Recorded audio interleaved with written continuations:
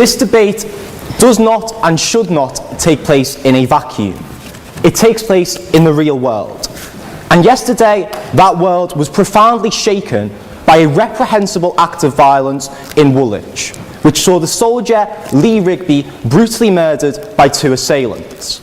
In the immediate aftermath of that attack, 2 men claimed that they had instigated that attack and claimed that their justification for doing that attack was Allah. Ladies and gentlemen, I think you will all agree this was a despicable act and would wish to extend your sympathies and wishes to the family of Mr. Rigby at this time. But more than that, I am sure that these are sentiments which are shared by the overwhelming majority of Muslims both in Britain and around the world.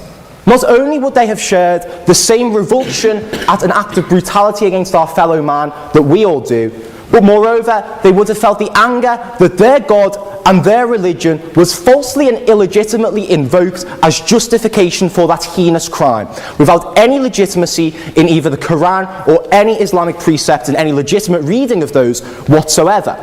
Moreover, they would have felt a profound sense of fear as the clouds of vitriol and misinformation descended once again on all Muslims, as they do in the aftermath of any attack which is perpetrated by someone purporting to act in the name of Islam.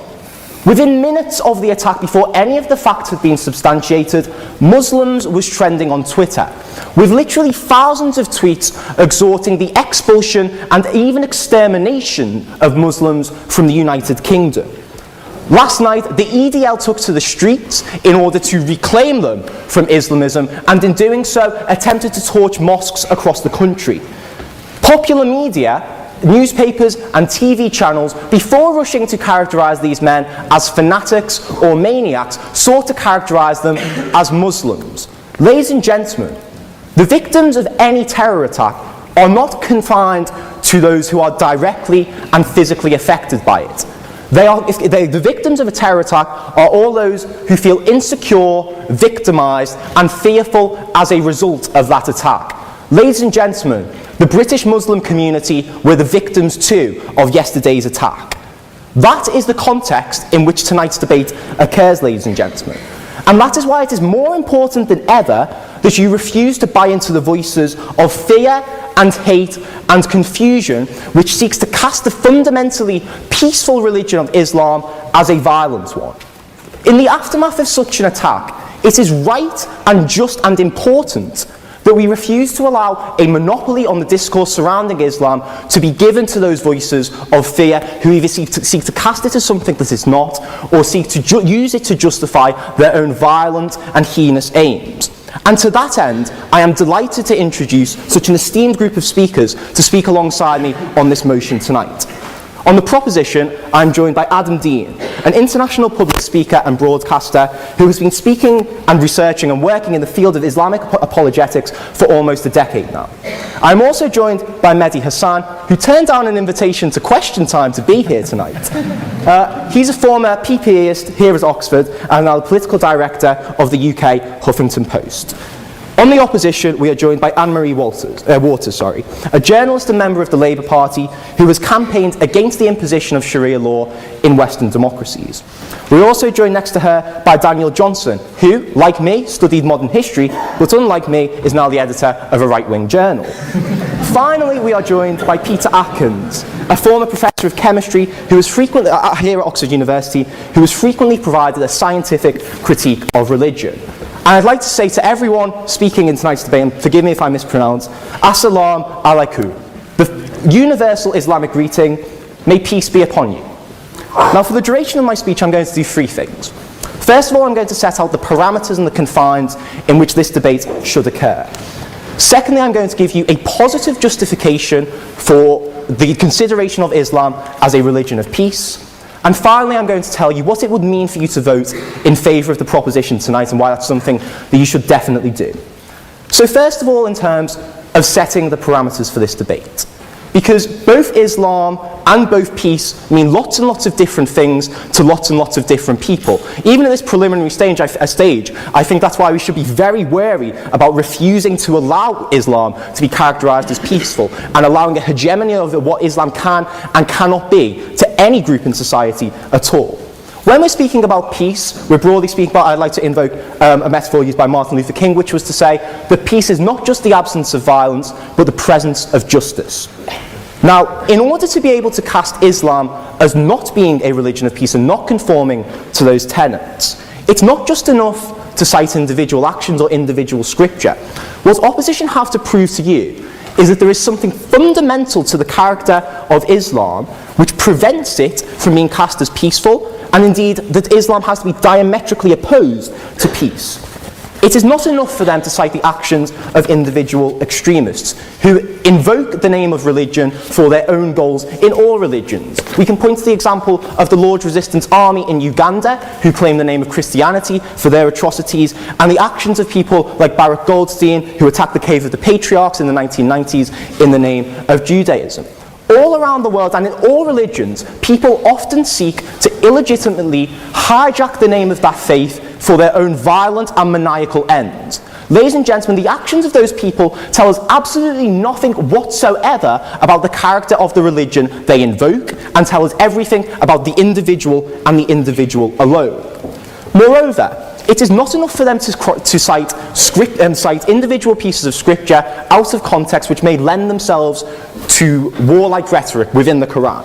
First of all, such exhortations exist within any religious doctrine, but moreover, to do so ignores the contemporary context in which the Quran was dictated in a state of total war in the 7th century. Scriptural analysis is something that my colleague is going to talk about in more detail. Finally, though, what I'd like to say in terms of scriptural citations is that when we're dealing with a doctrine as diverse and as multifaceted as Islam, even if it can be proven that there exist elements of warlike rhetoric within Islam, even if we can say that in some ways Islam could be considered to have elements of violence, that is not enough. For what we are saying is it is a legitimate and intuitive reading of Islam for people to draw that of being a character of peace, and for that to be the message that they on an individual take away from Islam. So in order for opposition to win this debate, they have to prove that Islam, taken in its totality, is so diametrically opposed to peace as to render it entirely illegitimate for us to cast it as a religion of peace. Now, I realise that's a high bar, ladies and gentlemen. But I think when you're attempting to tell a quarter of humanity what their religion cannot be, and attempting to essentialise fundamentally negative and violent characteristics of those people, I'm quite comfortable with setting the bar damn high, ladies and gentlemen. In order for us to win this debate on proposition, all that we have to do is to prove to you that there is nothing inherent to Islam which prevents individuals from taking away a peaceful interpretation of that faith. That's not all we're going to do, though. I think we can go further than that, and what I'm going to do as I move on is give you a positive justification as to why casting Islam as a religion of peace is a widely held and intuitive reading of the doctrines and practices of Islam. So I think, first of all, when we address the Quran in its totality, we see that it has an overwhelmingly peaceful character, okay? First of all, the very ideal of Quranic society is Dar al-Salam, literally the house of peace. Moreover, one of the fundamental pillars of Islam is almsgiving, is charity, is fellowship with your fellow man, attempting to do good unto others as you would like to have it done to yourself. Muhammad, in his very last sermon, said, "Hurt no one so that no one may hurt you."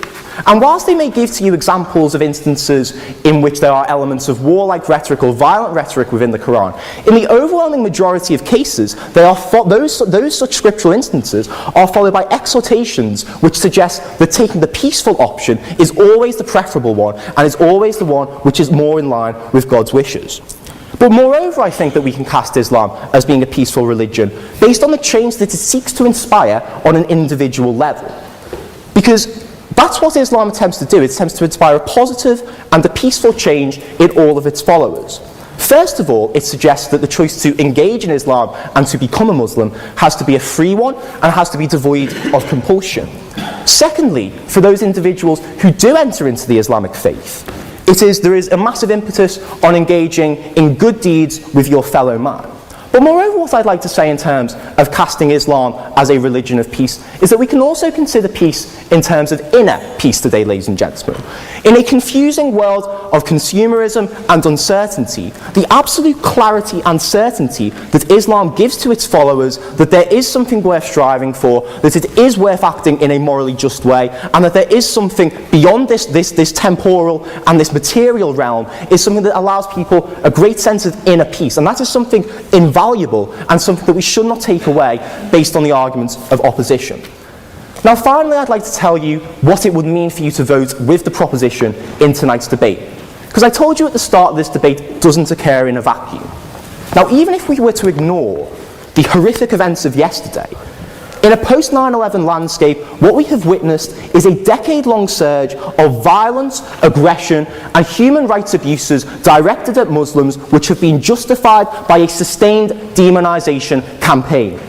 When the Western media and when mainstream media is looking for a voice of Islam, they do not seek out the moderate voices, they do not seek out the reasoned voices, they seek out angry men with hooks, ladies and gentlemen. They seek out people who are setting fire to effigies. There has been a deliberate distortion in the actions of the media in the post-9/11 and post-7/7 world, which has been internalised by many people in society. That's why in the aftermath of yesterday's attacks, Twitter went absolutely mental with people suggesting that we should kill all the Muslims. That's literally something that was retweeted thousands and thousands of times. But what I'd like to say, ladies and gentlemen, is that in the coming days, that's the sort of rhetoric that's going to be predominating in the media. That's the sort of rhetoric that's going to be directed at each and every one of you. And if you vote with the opposition tonight, you're buying into that rhetoric. You are telling people who follow the Islamic faith, you are telling Muslims what their religion can and cannot be, and that it must not be peaceful and must be violent. That is something which essentializes, and that is something that marginalizes. When you walk out that door tonight, you've got a choice between love and hate, between embrace and rejection, between peace and conflict. I hope you make the right choice.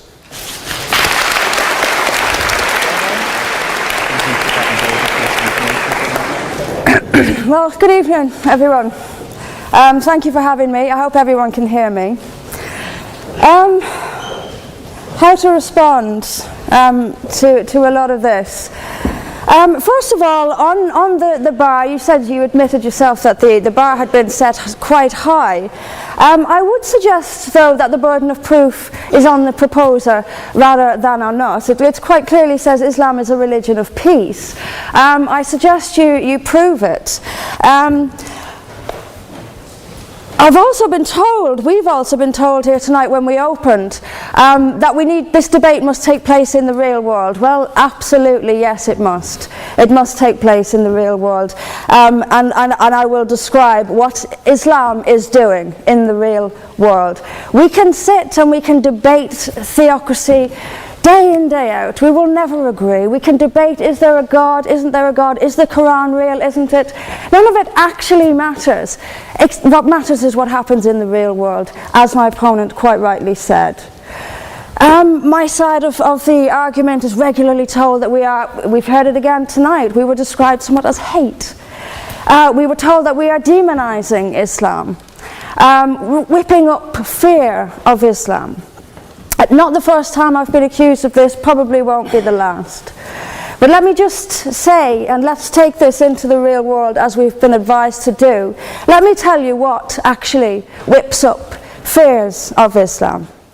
We would take it from the top. 9/11, the London Underground bombings, Madrid, Mumbai, Mali, Bali, Northern Nigeria, Sudan, Afghanistan, Saudi Arabia, Iran, Yemen, Pakistan, death for apostasy, death for blasphemy, death for adultery, death for homosexuality, gender segregation, gender discrimination, unequal testimony between men and women in legal proceedings, child marriage, amputations, beheadings, imprisonment for being raped, anti-Semitism, burqas, execution, as I've said, for this, that and the other, the slaughter of Theo van Gogh on the streets of Amsterdam, death threats on the streets of London, butcher those who insult Islam, Muslim patrols in East London telling people they are entering Sharia control zones, polygamous marriages, marriage not requiring the consent of the bride.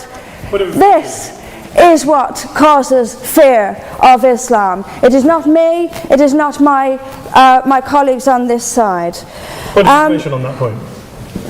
If Islam and Muslims are responsible for the Muslim patrols... I'm not finished. I'm not. I mean, let me speak on. But the point is that it is not I or my fellow debaters on this side who are causing fear of Islam. It is the actions of Muslims that are causing fear of Islam. That is the real world. That is where we actually live. Then we'll be told that this is just the extreme fringe of Islam. Well, let me have a look at Saudi Arabia. Saudi Arabia, the birthplace of Islam, the custodian of its holy sites. In Saudi Arabia, a woman is not allowed to drive.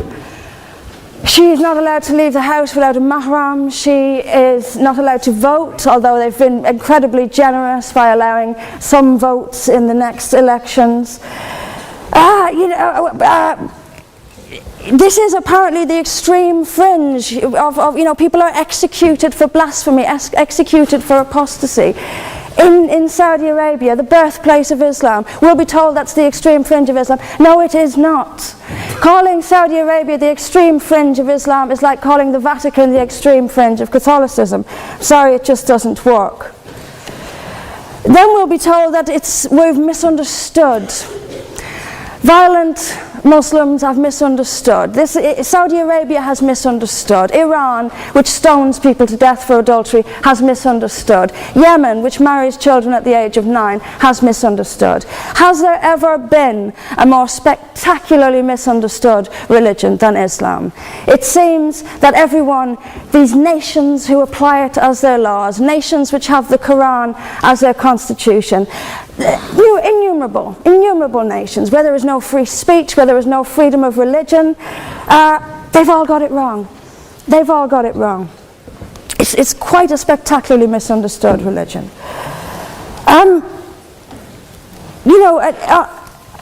There's just so much. I'm constantly told as well that I need to respect Islam.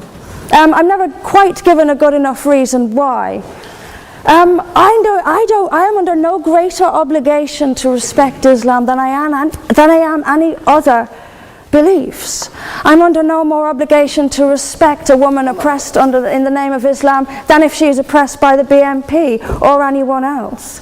I am under no obligation to make compromises with an ideology I simply don't see as peaceful. Why don't I see it as peaceful? Because of the evidence. If I look around the world and I see the countries where Islam calls the shots, all I see is brutality and violence imposed by the state.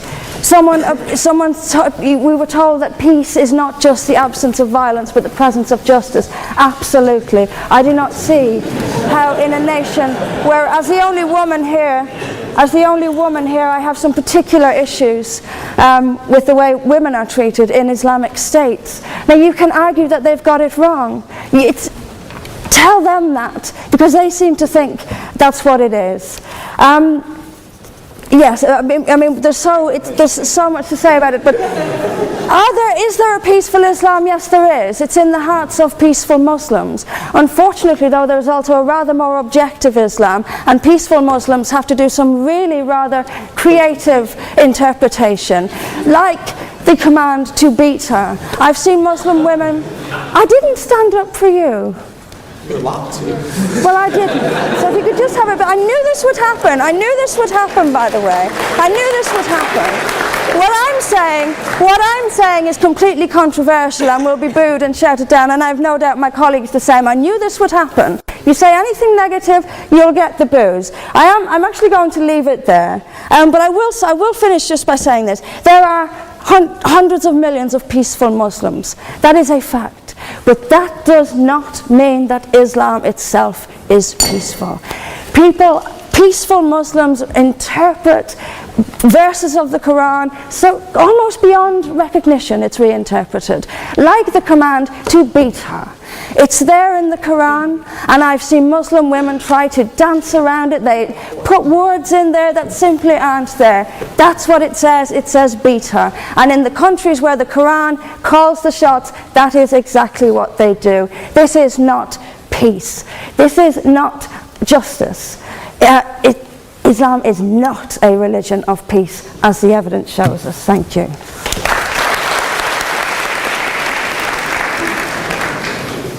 Ladies and gentlemen, good evening. My role this evening will be to present a theological understanding of Islam that the vast majority of Muslims believe and also practice. Now, it's quite easy to assume from the sensationalist headlines that the very idea of speaking about Islam and peace seems nonsensical. After all, a week doesn't go by without an extremist Muslim hitting the headlines. And this evening, our esteemed speakers arguing for the opposition are going to paint this sinister picture, referring to the usual polemics, and we had a taste of that so far. But what I would say is that in order to assess the debate this evening effectively, we must distinguish the Muslim, the imperfect practitioner, from Islam, the spiritual message and the ethical ideals they're meant to adhere to. And also what I would say is that we must allow Islam to define itself, not Saudi Arabia, not all these horrible places that were mentioned. We must allow Islam to define itself and also assess how Islam views itself in entirety. So this evening, in support of the proposition, I want to put forward 2 points. The first is that the entire corpus of the spiritual teachings abhors violence and places primacy on the very values that underpin peaceful coexistence. Now, before we entertain the topic, it's important that we define the terms at hand. Often when we speak of peace, what we mean is the absence of violence, the cessation of hostilities. And yet, when we look at locations where peace agreements have been signed, it is clear that the end of conflict does not, in and of itself, bring about peace. Tensions, hostilities, discrimination, hate can subsist in these situations, even though there is this thing called peace, namely in the sense that there is absence of conflict. Thus, philosophers reflecting on peace have, on the concept of peace, distinguished between negative peace, which is the absence of war, and positive peace. Now, positive peace seeks to bring about those conditions that resolve those underlying factors that bring about conflict and also violence. Betty R. Reardon, for example, identifies that justice is a central concept of positive peace. She says, justice, in the sense of the full enjoyment of entire range of human rights by all people, is what constitutes positive peace. Ladies and gentlemen, if we approach the Quran, if we approach the Islamic teaching fairly and objectively, what we will find is that there is a golden thread that runs throughout the entire fabric of the message, and that is justice. That is justice, ladies and gentlemen. The one who engages with the Quran objectively and fairly is confronted with the many, many verses, approximately 50 verses talking about justice. Here's one. O you who believe, uphold justice and bear witness to God, even if it is against yourselves, your parents, your close relatives, whether the person is rich or poor. Refrain from following your desires so that you can act justly. On the topic of positive peace, many writers have argued that in order to have positive peace, this profound level of peace, there must be harmonious relationships with the individual and the other, and groups. And what is outlined here is that, and something that Matthew also mentioned, is that we have something called inner peace. That the individual must have peace within themselves. And this is precisely why Islam does not just avoid violence, but it also lays a foundation for a profound societal peace, premised on the idea of individual discipline, cultivation of qualities deemed essential for coexistence: humility, control of anger, kindness, empathy, and compassion. So what we find, like all great traditions, Buddhism, Judaism, Christianity, Islam as well, instills in the believer those qualities that are important for coexistence. Point number 2, that the Islamic injunctions pertaining to war are ethically and morally justified. Now, an often criticism of Islam not being a religion of peace, some argue that it can't be a religion of peace because the Quran entertains verses of violence. It talks about entering into war and so forth. But the problem with this objection is that it simply lacks any merit because it presupposes pacifism. And if the opposition want to take that line of attack, they must demonstrate this evening that pacifism is morally justified. They must demonstrate that. Let's not be fooled this evening. That needs to be demonstrated. And I would argue that pacifism is a morally indefensible position, the idea of showing blindness to conflict and at the expense of upholding justice. Now, Islam is compatible with violence, but it is not identical to violence, which is often put forward by Islamophobes and Islam critics. The Quran warns against an enthusiasm for war.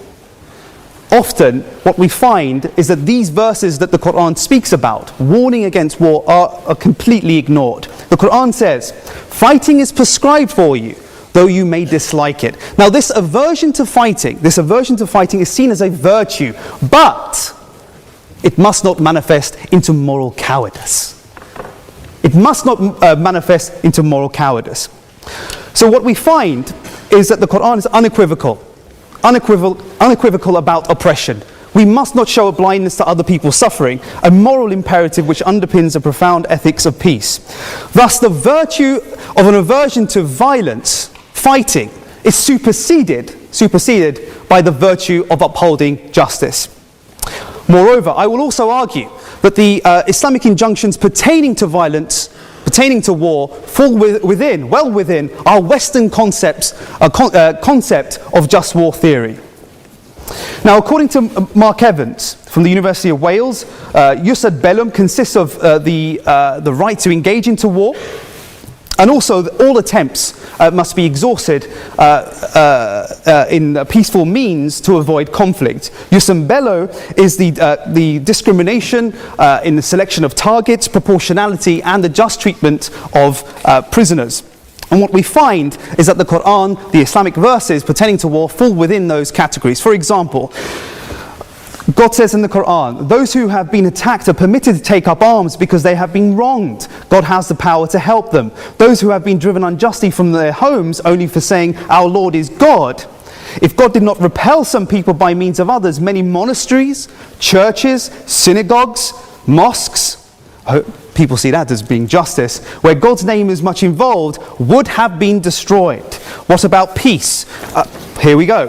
And if they incline to peace, then incline to it also. Rely upon God. Indeed, it is He who is hearing and knowing. Clearly falls within those categories. What about jus in bello? The conditions within war. The Prophet is known to have said that engaging in war, he would say, do not kill children, women, elderly, the sick, do not practice treachery, mutilation, do not uproot trees, do not slaughter sheep, camels, except for food. And what about the criteria of proportionality? Does Islam engage in a disproportionate mode of violence? Not at all. Fighting God's cause, those who fight you, but do not overstep the limits. And God does not love those who overstep the limits. What about the treatment on prisoners? The Prophet, peace be upon him, is known for treating his prisoners of war kindly. He even said that if you eat one morsel of food, please give that to your prisoner. To the extent that he gave a greater portion of food to his prisoners. And they were so embarrassed by the kindness, they couldn't even accept the offering. So, to conclude, Islam is a religion of peace for two reasons. The first, that the central message of Islam is justice, and it instills in individuals those essential qualities for peaceful coexistence. And secondly, that the Islamic injunctions pertaining to war fall within just war theory. Thank you for listening.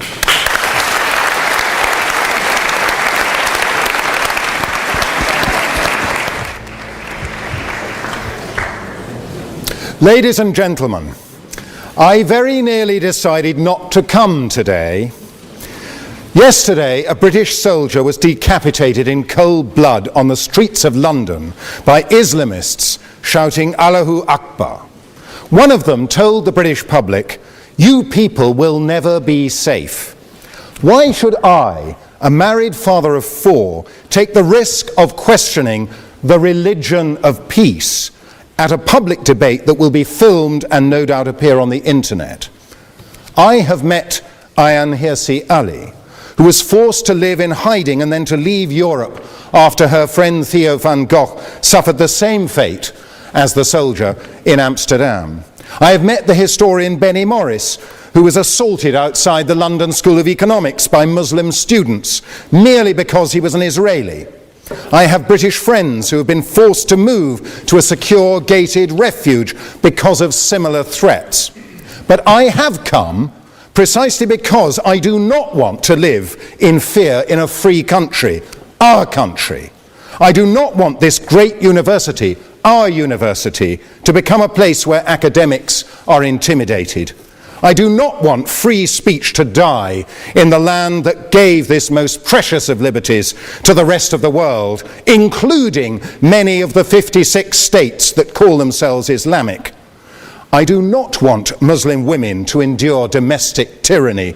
The Pew survey reveals that more than 90% of the world's 1.5 billion Muslims believe that wives must always obey their husbands. 90%. Earlier today, I attended the funeral of a dear friend, Professor Geza Vermes, a man whose remarkable career shows what freedom means and why we must fight to preserve it here in Oxford. It was only because he, unlike his parents, survived the Holocaust in Hungary that he ever came here to found the discipline of Jewish studies. Geza was hidden from the Nazis by the church and after the war became a Catholic priest. But later he criticized the church's attitude to the Dead Sea Scrolls, which he insisted should be made available to the academic world regardless of their implications for the origins of Christianity. Indeed, he became a leading expert and was the first to translate them into English. Later, he left the priesthood to get married and decided to revert to his Jewish roots. Here in Oxford, Geza began to investigate what he called the Jewish Jesus, not the Son of God or even the founder of Christianity, but a charismatic Jewish preacher.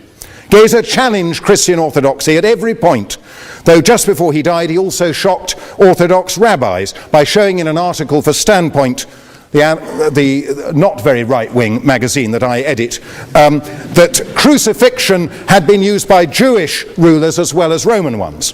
With a foot in both Jewish and Christian camps, but beholden to neither, Geza enlarged our knowledge of the world of Jesus more than anybody else in our time.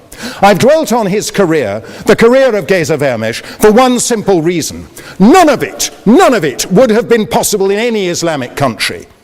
His change of religion would have been treated as apostasy, despite the fact that the Quran suggests only that an apostate will suffer in the next world. Under Sharia law, it is a capital offence, and many Muslim majority countries do in fact impose the death penalty. The latest Pew survey suggests that a majority of Muslims around the world agree with this draconian punishment. Even worse in the eyes of Islamic authority was Geza Vermes' investigation of Jesus. If he had attempted to apply the same modern scholarly methods to the Prophet Muhammad in an Islamic country, he would certainly have been executed for blasphemy as a non-Muslim or for apostasy if he had been a Muslim. One recent example was a leading Islamic scholar in Sudan, Mahmoud Taha, who was executed for apostasy merely because he presented Islam as a religion of peace, drawing on Muhammad's more conciliatory sayings rather than the warlike doctrines he later adopted. Not only would an open-minded intellectual like Geza Vermes have no place in an Islamic country, but a university like Oxford, in which liberty of research into everything, including Islam, is not merely permitted but obligatory, could not exist. There are no universities in this sense in the Muslim world, and the academic study of Islam, and especially of its founder, has been greatly inhibited by the suppression of free intellectual inquiry. Now, how does this lack of free speech and inquiry bear on the question we are debating tonight? In my view, it is crucial. Islam has the potential to be a religion of peace. No, sorry, I'm not taking points of information. But But it will need to evolve a great deal if it is actually to become a religion of peace. Islam cannot evolve unless Muslim authorities, both religious and secular, allow the freedoms we in the West take for granted. Freedom of speech, freedom of the press, freedom of conscience. Of course, these freedoms go together with other basic principles which are absent in those countries. Equality before the law, civil and political rights, constitutional democracy, economic liberty, the separation of church or mosque and state. All these ideas emerged in the West because the Judeo-Christian tradition has always evolved in classical and medieval, Renaissance and Enlightenment periods, and it is still evolving today. As a Catholic, I must acknowledge that it is only in my lifetime that the Church adapted its teaching on the Jews from enemies to brothers. And in order to ensure that the 1.2 billion Catholics could see that the Church banished anti-Semitism in its practice as well as its preaching, successive popes have gone out of their way to reach out to Jewish people. How very different is the situation in Islam. Where Jews and Christians have allowed the reinterpretation of the Bible, Muslim scholars have insisted that the Quran, as the unmediated word of Allah, cannot be reinterpreted. Despite this rigidity, Islam did evolve in its early centuries, but since the medieval period, it has undergone successive waves of fundamentalism intended to restore the faith to its original purity and to impose it, if necessary by force, on the rest of the world. We are living through such a wave today, which includes the Wahhabi and Salafist branches of Sunni and the Iranian-inspired Shia Islam. The overall name we give to these movements is Islamism, or radical Islam. Rather than emphasize the earlier, more pacific elements in Muhammad's teaching, such as his constitution of Medina, which granted equal rights to Jews, Christians and pagans, Islamists emphasize later doctrines, such as the division of the world into the Dar-ul-Islam and the Dar-ul-Harb, the House of Islam and the House of War. We are living apparently in the House of War. Or the draconian enforcement of Sharia law. Not content with the attempt to convert non-Muslims, Islamists stress the obligation to carry out jihad, understood to mean holy war, including terrorism. As we saw yesterday in Woolwich, or a few weeks ago in Boston, radical Islam is not only a threat in the Muslim world, but also here in our midst. It is, in fact, the most direct threat to Western civilization in the world today. It is not enough, it is not enough for Muslim apologists to point to statements of regret after terrorist attacks. They have to acknowledge the truth about their own past and present, the discrimination and cruelty towards non-Muslims, women and slaves that have characterized Islam from its inception. Mehdi Hassan is an exception. In a brave and remarkable article in the New Statesman, he revealed what he called our dirty little secret, that anti-Semitism in the Muslim community is, quote, routine and commonplace, unquote. It was brave because Muslims have reason to fear reprisals when they speak out, and it was remarkable because most Muslims are in denial, encouraged by the pernicious notion of Islamophobia. Because of that notion, the police and other authorities were in denial about the rape and exploitation of girls here in Oxford, an evil that was only exposed at their recent trial. But what other dirty little secrets might Mehdi Hassan like to admit? Who else are Muslims, at least of the radical persuasion, inclined to denounce in private? What do they say about Christians and other non-Muslims, including atheists? What about homosexuals or women whose dress or behavior is un-Islamic? We know what Islamic states do to all these and many other categories of people. They persecute and kill them.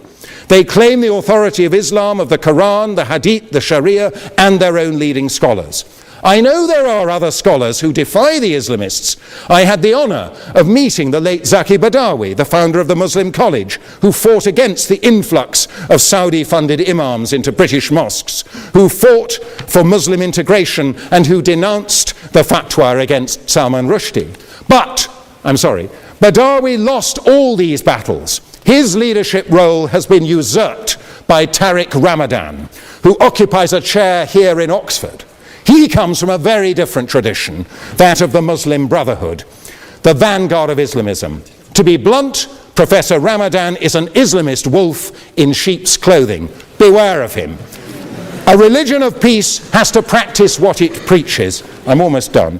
You only have to watch the news of persecution, war and terror from the Muslim world and beyond to find that religion of peace rings hollow. Peace is not on offer to the rest of us except at a price that is unacceptable. The price of submission to the Islamists who increasingly dominate their fellow Muslims across the globe. One of the Woolwich terrorists told onlookers he had committed his carnage because he wanted to bring our troops back so we can all live in peace. Our troops? He had just butchered one of them. That is not only murder, that is treason. Until it is purged of the radicals who preach in its name, until we can feel safe on our streets again, Islam does not deserve to call itself a religion of peace. I urge you to oppose this motion.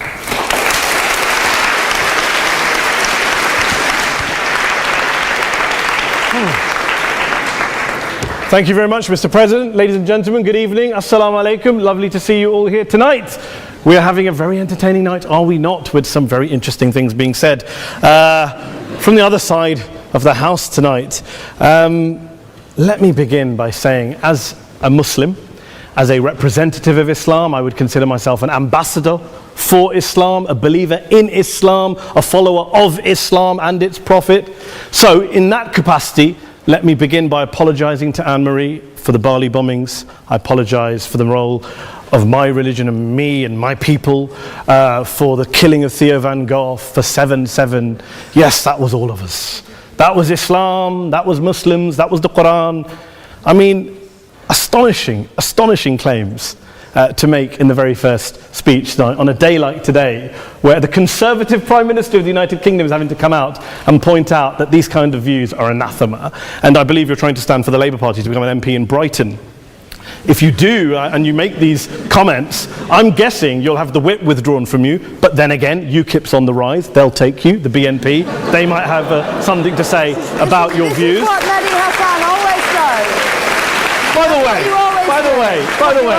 the way, just on a factual point, since we heard a lot about the second speaker, about how backward we Muslims all are, on a factual point, you said that Islam was born in Saudi Arabia. Islam was born in 610 AD. Saudi Arabia was born in 1932 AD. So you were only 1,322 years off. Not bad? Not bad start there. Talking of maths, by the way, a man named Al-Khawarizmi was one of the greatest mathematicians of all time, a Muslim, worked in the golden age of Islam. He's the guy who came up with not just algebra, but algorithms. Without algorithms, you wouldn't have laptops. Without laptops, Daniel Johnson tonight wouldn't have been able to print out his speech in which he came to berate us Muslims for holding back the advance and intellectual achievements of the West, which all happened without any contribution from anyone else other than the Judeo-Christian people of Europe. In fact, Daniel David Levering, the author of the Pulitzer Prize-winning historian and author of The Golden Crucible, points out that there would be no Renaissance, there would be no Reformation in Europe without the role played by Ibn Sina and Ibn Rushd and some of the great Muslim theologians, philosophers, scientists in bringing Greek texts to Europe. As for this being our university, I will leave that to the imagination as to who is our and who is there. I studied here too. An astonishing set of speeches so far making this case tonight. A mixture of just cherry-picked quotes, facts and figures, self-serving, selective, a farrago of distortions, misrepresentations, misinterpretations, misquotations. Daniel talked about my article in the New Statesman, which got me a lot of flack, where I talked about the anti-Semitism that is prevalent in some parts of the Muslim community, which indeed it is. Of course, I didn't say in that piece that it was caused by the religion of Islam. In fact, modern anti-Semitism in the Middle East was imported from, finish the sentence, Judeo-Christian Europe, where I believe some certainly bad things happened to the Jewish people. In fact, Tom Friedman, Jewish-American columnist in the New York Times, told me in this very chamber last week that he believed, had Muslims been running Europe in the 1940s, 6 million extra Jews would still be alive today. So I'm not going to take lessons in anti-Semitism from someone who's here to defend the Judeo-Christian values of a continent that murdered 6 million Jews. Moving swiftly on. Yes. Absolutely. Well, I'm about to make that point. No, I'm about to make that point. You're right. I agree with you.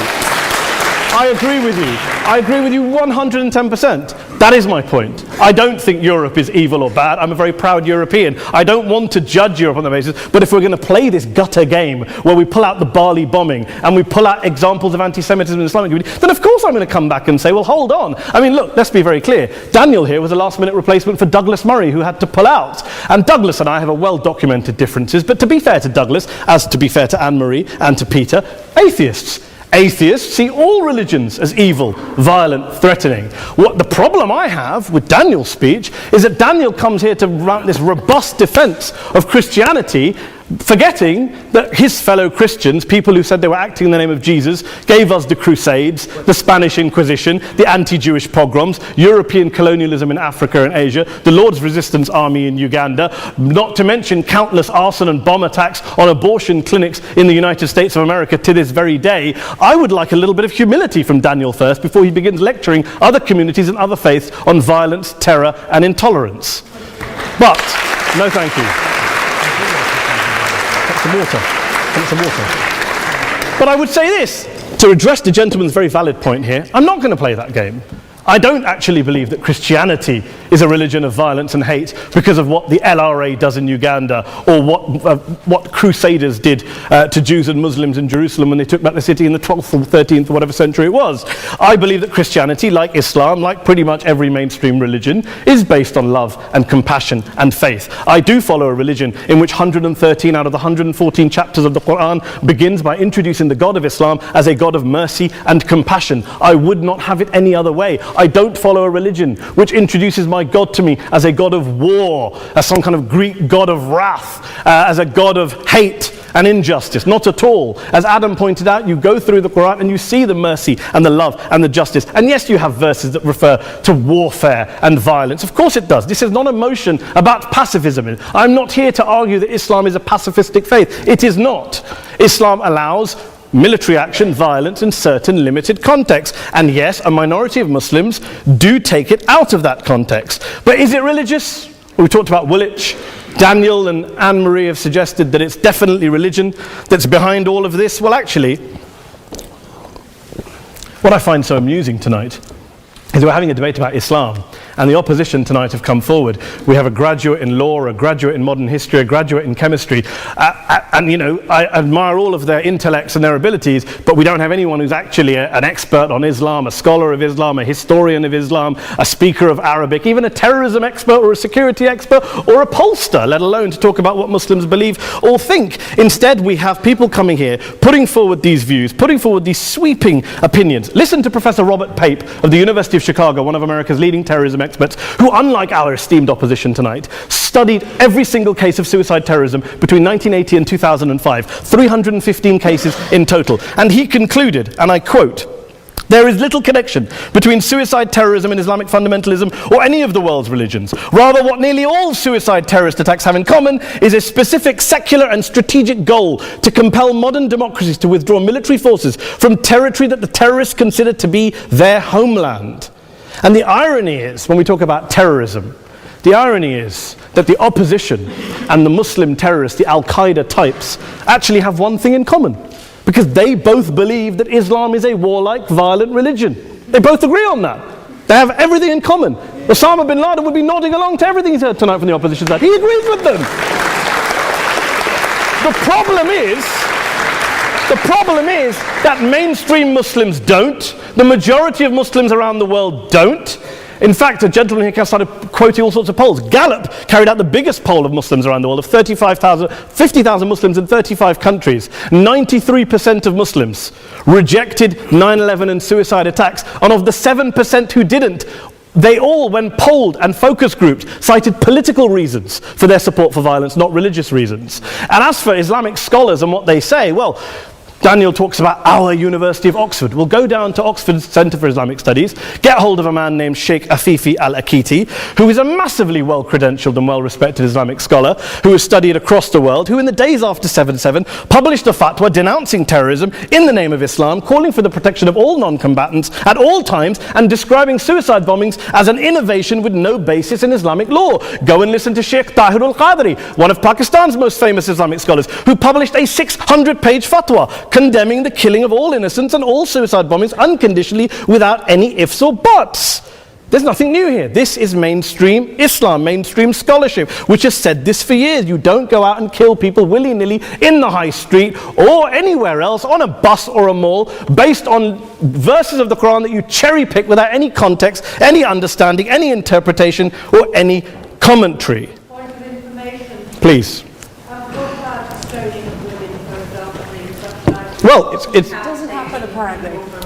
I didn't say it doesn't happen at all. I never said it didn't happen. I don't blame Islam. Yes, it's a very good point. And a lot of us are campaigning against that. And we're campaigning against it in the name of Islam. We're campaigning against it in the name of various interpretations of Islam. Anne-Marie comes and scares us with her talk of Sharia law. I would like to see the book of Sharia law. It doesn't exist. People argue over what Sharia law is.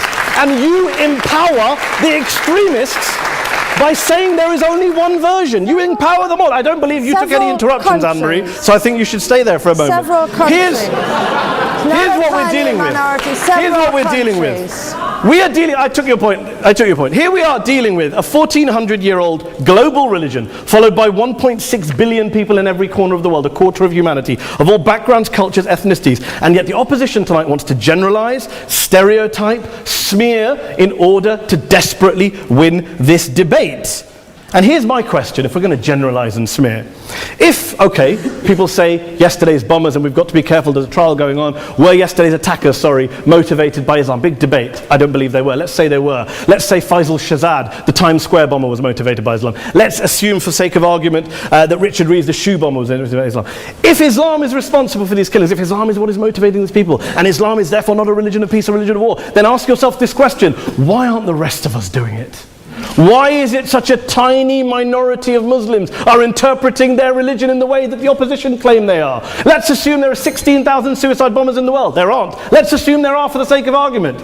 That's 0.001% of the Muslim population globally. What about the other 99.99% of Muslims who the opposition tonight either ignore or smear? The reality is that the rest of us aren't blowing ourselves up tonight. The reality is that the opposition came here tonight not worried about the fact that me and Adam might pull open our jackets and blow ourselves up tonight because we're followers of a warlike warrior religion which wants to take over Europe and Daniel's university. The issue is this.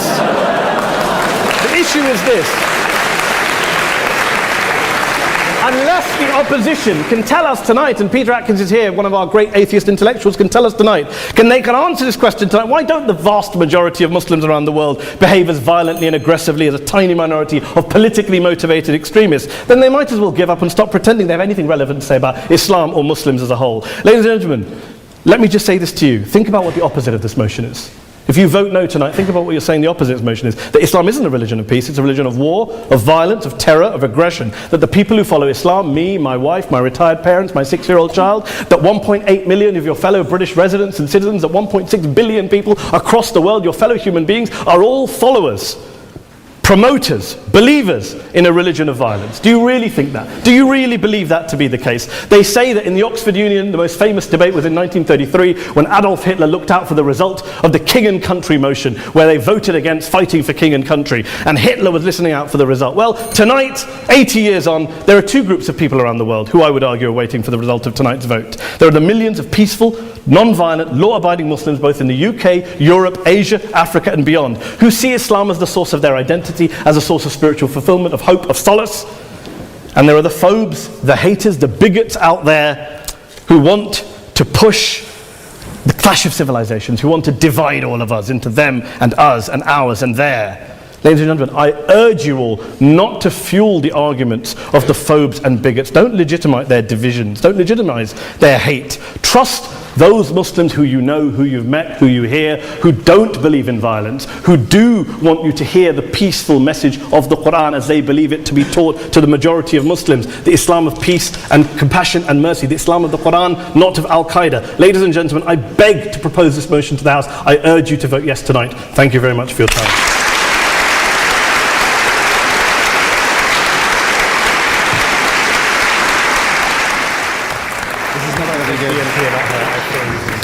Well, Mr. President, ladies and gentlemen, that was a really hard act to follow. It is my duty, I think, this evening to try to respond to some of the challenges that have been put forward by the proposers, such as us not being particularly philosophical about the approach approach to Islam, us taking particular instances and ignoring the whole. So my job this evening, I think, is to be reflective. And it is also, I think, my job this evening to be conciliatory. I hate being conciliatory, but I'm going to try to be conciliatory this evening. But nevertheless, I will stand by opposition totally to the motion this evening. I'll begin by admitting that there is indeed a great deal of good in Islam, as we've heard from that side in particular. Like all religions, Islam is a supermarket of ideas, of instructions and exhortations that good men can select according to their appetites. The trouble is that bad men can select according to their own appetites too. The trouble with Islam is that, as we've heard at considerable length on this side of the house, is that for some reason, though, although it professes peace and has generated art and literature of exquisite beauty, so giving peace to the sensitive soul, which was one of the barbs that were thrown across to our side of the house, it does in practice seem to inspire violence rather more openly than the other Abrahamic religions. And indeed, thinking about what Mehdi has just said, all the terrorists who were mentioned were Islamic terrorists. That, I think, is something that you should take on board. My colleagues have catalogued a number of its iniquities, and I shall not add to them, for the unspeakable speaks for itself. I would add, however, that when in a few minutes you come to consider how you will vote this evening, then you should not weigh good and evil equally in the balance. It is the case that one evil outweighs one good many times over. For loss of life, inhibition of aspiration, barbaric punishment and imposition, and intellectual stifling cannot be assuaged by acts of hospitality, however generous. All the seas in Carnadine cannot wash blood from a religion's hands by an act of piety. The evils will have destroyed a human life, as they did yesterday, and that life cannot be restored by charity. For every evil act inspired by Islam, even though the perpetrator is regarded by the rest of Islam as a deviant, 10, 100, or 1,000 inspired good deeds are not enough compensation. Now, as we've agreed, Islam seems peculiarly suited to the inspiration of violence. It's responding to your challenge earlier this evening at the beginning of the debate. It's appropriate to explore why. For then, no, I can't.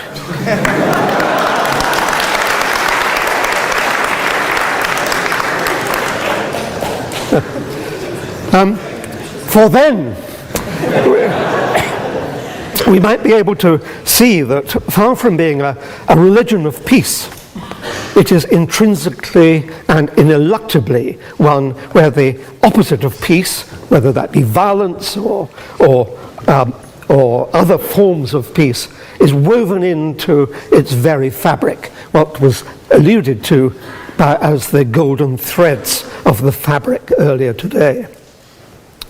I might interpolate here, as has been suggested by this side of the House, that by identifying the threads of evil in its fabric, a new prophet, guided by the whisperings of a latter-day Gabriel, might be able to generate a new Islam, let's call it Islam 2.0, in which the glories that the proposers have so eloquently identified this evening are dominant and unsullied. Islam 2.0 would then rightfully be regarded as a religion of peace. But tonight we have before us only Islam 1.0, and it is that version that you must base your judgment on. The West, in order to be conciliatory, the West is perhaps a tiny degree responsible. I will refer to the West and accept some responsibility for the excesses of Islam, but not for its intrinsic character. The West, with its liberal and encouraging attitude towards fellow man and man's intellectual achievement, has perhaps been too hasty in its aim to share its enlightenment. That impatient haste has been perceived as cultural imperialism and has fanned the embers of discontent into sometimes flaming hatred. The West's joy at stumbling into the Enlightenment and its impatient zeal to liberate minds and share personal liberty as soon as possible has perhaps encouraged the seeds of evil in Islam to flourish. But Islam itself must take responsibility for those seeds. It would be a brave man, of course, who said anything against the purity and brilliance of the Prophet, of course, and I must vehemently dissociate myself from the views of the infidel scholars that I am about to share. There are three issues that those disgraceful and disrespectful Enlightenment liberated scholars so scurrilously identify. One is that Muhammad, if it is in fact true that he ever existed, was a robber baron, perhaps a psychopath, possibly a schizophrenic, and certainly a warrior who made his pronouncements in time of war. Although, of course, none of that can possibly be true. Were it to be true, it would account for the bloodthirsty surahs that pervade the Quran and are found in the Hadiths, and the sense that copious bloodshed is the characteristic of a prophet. We only have to look to the modern mafia, the same scurrilous scholars say, to see how control is exercised by barbarity. My second issue is to remind you that if you take the view that the litmus test of the propagation of peace is the adoption of the Universal Declaration of Human Rights, then Islam, in the view of many of those same scurrilous scholars, is a desert. Article 1 says that all human beings are born free and equal in dignity and rights. Islam, think of the misogyny of Islam. Take Article 5. No one shall be punishable by torture or cruel punishment. Contrast that with Islam's indulgence in amputation, stoning, and flogging. Take Article 18. Everyone has the right of freedom of thought, conscience, and religion, and may choose their religion. Contrast that with the punishment for apostasy in Islam, which is death. Point of information. No. My third and final, and I think most important point, is that if you take the view that peace stems from a reflective ethics that acknowledges changing times, then Islam, based as it is on the frozen, unquestionable statements of the Quran, is wholly alien to intelligent, rational, reflective civilization. Point of information. Nope.